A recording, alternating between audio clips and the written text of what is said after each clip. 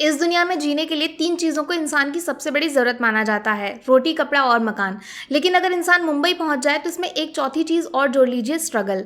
और जब बात स्ट्रगल की होती है तो फिर इसकी भगवान है ये देवी जिनके सामने मत्था टेकना बहुत ज़रूरी है। हर भगवान को याद करने के लिए एक आरती या फिर मंत्र का सहारा लिया जाता है। ठीक वैसे ही अनन्या देवी की पूजा के लिए एक स्पेशल फिल्म मार्केट में आई है जो उनके स्ट्रगल वाले किस्से को हमारे सामने रखती है। बस इस बार इनकी शक्ल और नाम दोनों बदल गए हैं, क्योंकि भगवान की लीला तो भगवान ही समझे, क्या पता वो कितने अवतार ले सकते हैं। हेलो फ्रेंड्स, मैं हूं दीक्षा। वेलकम टू फिल्मी रिव्यू ऑफ धूमकेतु। सबसे पहले सबसे जरूरी बात, फिल्म को आप ZEE5 पे देख सकते हो। ये 100% एक फैमिली फिल्म है, बच्चों से लेकर बुजुर्ग तक हर कोई देख सकता है।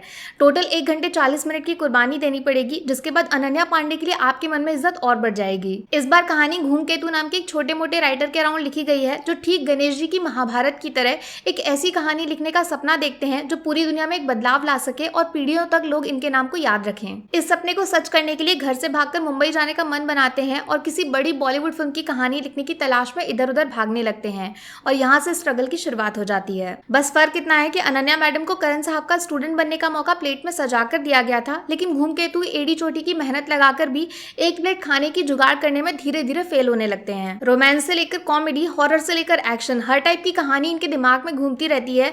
लेकिन डायरेक्टर साहब है कि इनकी कहानी को कूड़ा कचरा बताकर धूमकेतु का दिल और सपना दोनों तहस नहस कर देते हैं। लेकिन सबसे कमाल के हैं धूमकेतु के घर वाले, जो अपने आप में किसी कहानी से कम नहीं है। इनकी मां समान बुआ जी जो डकार लेने में वर्ल्ड रिकॉर्ड बना सकती हैं, या फिर इनके पिताजी जो डांट फटकार लगाने में हिटलर के भी बाप साबित होते हैं। देवदास चाचा जी भी हैं, जो टूटे दिल के साथ नेता बन चुके हैं। और सबसे मजेदार है इनकी पत्नी जानकी देवी, जो अदला बदली के खेल में धूमकेतु के गले पड़ गई हैं। कहानी में ट्विस्ट आता है जब ये घर वाले मिलकर पुलिस की मदद से धूमकेतु को वापस घर लाने की तैयारी करते हैं। इनका केस पहुंचता है इंस्पेक्टर बदलानी के हाथों में, जो घूस खाने के लिए काफी मशहूर है, लेकिन आज तक एक भी केस सॉल्व नहीं कर पाए हैं। क्या धूमकेतु अनन्या पांडे के स्ट्रगल के लेवल को मैच कर पाएंगे और किसी ना किसी दिन कॉफी विद करण का हिस्सा बन जाएंगे, या फिर सड़क पर इधर उधर भटकने के बाद वापस घर लौटकर मेरी तरह एक यूट्यूब चैनल बनाकर खुद के मन को बहला लेंगे? क्या बदलानी साहब जिंदगी में पहली बार किसी केस को अंजाम तक पहुंचा पाएंगे, या फिर शिकार के सामने आने के बावजूद बाजी इनके हाथों से फिसल जाएगी? और सबसे जरूरी सवाल, क्या धूमकेतु की महाभारत कभी पूरी हो पाएगी जिसका हिस्सा उनके घर वाले बनेंगे,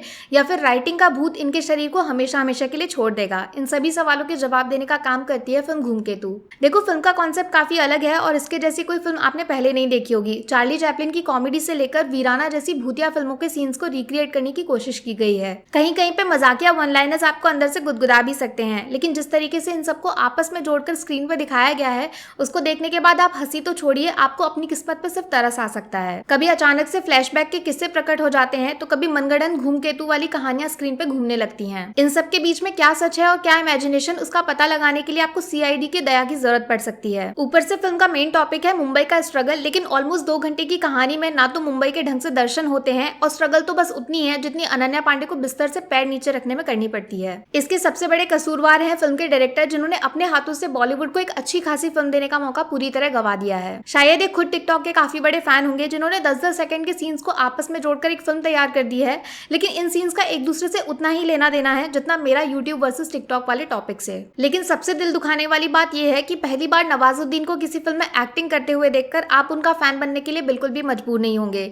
उनकी परफॉर्मेंस काफी ज्यादा एवरेज और काम चला हुआ है। उसके ऊपर से अनुराग कश्यप को इस फिल्म में देखकर सिर्फ एक बात बोलूंगी, प्लीज आप डायरेक्शन करिए, मैं आपकी सबसे बड़ी फैन हूँ, लेकिन एक्टिंग का दोबारा नाम लिया तो सच बता रही हूँ, कैरी मिनाटी को आपके पीछे लगा दूंगी। हाँ, लेकिन फिल्म की सपोर्टिंग कास्ट काफी तगड़ी है। रघुवीर यादव और ईला अरुण की परफॉर्मेंस आपका दिल जीत लेगी। बीच बीच में रणवीर सिंह, सोनाक्षी सिन्हा और चित्रांगना सिंह के छोटे छोटे कैमियो आपको बोर नहीं होने देंगे। अमिताभ सर के फैंस के लिए भी फिल्म के अंदर एक खास सरप्राइज छुपा हुआ है, और ये अपने दम पर फिल्म की एंडिंग को इधर से उधर घुमाने की ताकत रखते हैं। तो यार, कम शब्दों में बोलूं तो धूमकेतु एक एवरेज फिल्म है जिसपे आप 1.5 घंटे खर्च तो कर सकते हो, लेकिन उससे अच्छा आप अनन्या मैडम का स्ट्रगल वाला इंटरव्यू देख लो, जो मॉरल साइंस से भी ज्यादा गहराई से आपको जिंदगी के लेसन सिखा देगा। मेरी तरफ से धूमकेतु को 5 में से 2 स्टार्स, एक स्टार फिल्म के यूनिक और फ्रेश कॉन्सेप्ट के लिए और एक स्टार सपोर्टिंग कास्ट की परफॉर्मेंस के लिए। बात करूं नेगेटिव्स की तो 1 स्टार कटेगा बहुत ही कमजोर कहानी के लिए, 1 स्टार डायरेक्टर साहब की बचकानी हरकतों के लिए, और 1 स्टार म्यूजिक के लिए, जिसको सुनने के बाद आपको इलाज की जरूरत पड़ सकती है। बाकी वीडियो में कुछ पसंद आया हो या फिर कुछ शिकायत करनी हो तो मैं आपको इंस्टाग्राम पे भी मिल जाऊंगी, वरना थोड़ा सा इंतजार करिए, मिलूंगी आपसे अगले वीडियो में। Take care, bye bye.